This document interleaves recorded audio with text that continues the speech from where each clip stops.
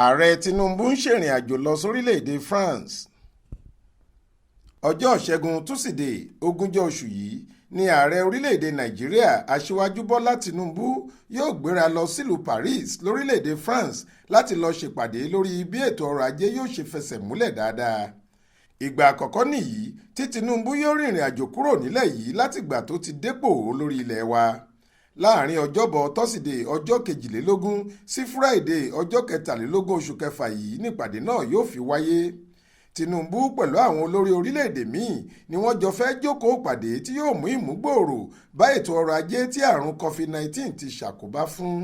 Gẹ́gẹ́ bí àtẹ̀jáde kan tí ọ̀gbẹ́ni Délé Aláké tí í ṣe olùdámọ̀ràn ààrẹ lórí àwọn iṣẹ́ pàtàkì ìròyìn àti ọgbọ́n ọnú fi léde, ó ní níbi ìpàdé yìí ni wọn yóò ti buwọ́ lu àbá tuntun fún ètò ọrọ̀ ajé àti pé lọ́jọ́ àbámẹ́ta sátidé ọjọ́ 24 oṣù kẹfà ọdún yìí ni ààrẹ yóò darí padà wá sílé.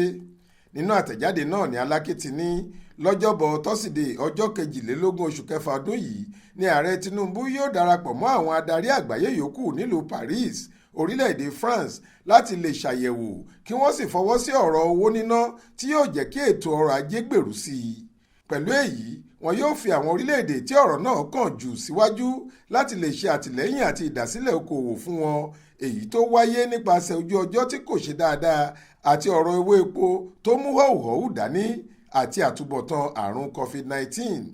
Ó sọ̀rọ̀ síwájú sí i pé níbi ìpàdé tí ààrẹ orílẹ̀-èdè France Emmanuel Macron yóò ti gbàlejò àwọn olórí orílẹ̀-èdè yìí làwọn ìgbìmọ̀ tó ń bá ààrẹ dámọ̀ràn àtàwọn òṣìṣẹ́ àgbà lẹ́nu iṣẹ́ ọba yóò ti bá a kọ́wọ̀ọ́rìn pọ̀.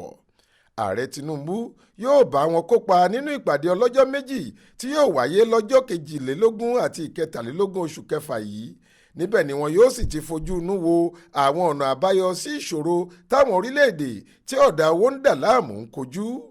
Òun àtàwọn ẹlẹgbẹ́ rẹ̀ láwọn orílẹ̀-èdè míì tó fi mọ́ àwọn akọ́ṣẹ́mọṣẹ́ onímọ̀ nípa ètò ọrọ̀ ajé ni wọn yóò jọ fojú ṣùnùkùn wo ọ̀nà tí ètò ọrọ̀ ajé yóò fi ríbi rẹ́sẹ̀ walẹ̀ padà lẹ́yìn tí àrùn COVID-19 ti kó ìfàsẹ́yìn bá, èyí tó mú kí ìṣẹ́ àti òṣì gbilẹ̀ láàrin ìlú. Ó ní níbi ìpàdé yìí náà ni wọn yóò ti wá ojútùú sí ọ̀rọ̀ bí wọn yóò ṣe ṣàgbékalẹ̀ ètò tí yóò mú kí ìgbé ayé àwọn orílẹ̀-èdè àtàwọn èèyàn agbègbè ibẹ̀ dára sí i. Lọ́jọ́ kejì tí ìpàdé náà bá wá sópin, ìyẹn ọjọ́ àbámẹ́ta sátidé ọjọ́ 24 oṣù kẹfà yìí ni wọn yóò gúnlẹ̀ padà sórílẹ̀-èdè yìí gẹ́gẹ́ bó ṣe wí. Monísọ́lá Sàká ló ṣàkójọ ìròyìn yìí fún iléeṣẹ́ tẹlifíṣàn Aláròye online. Faith Adébọ́lá ló kà á sétí ìgbọ́ yín.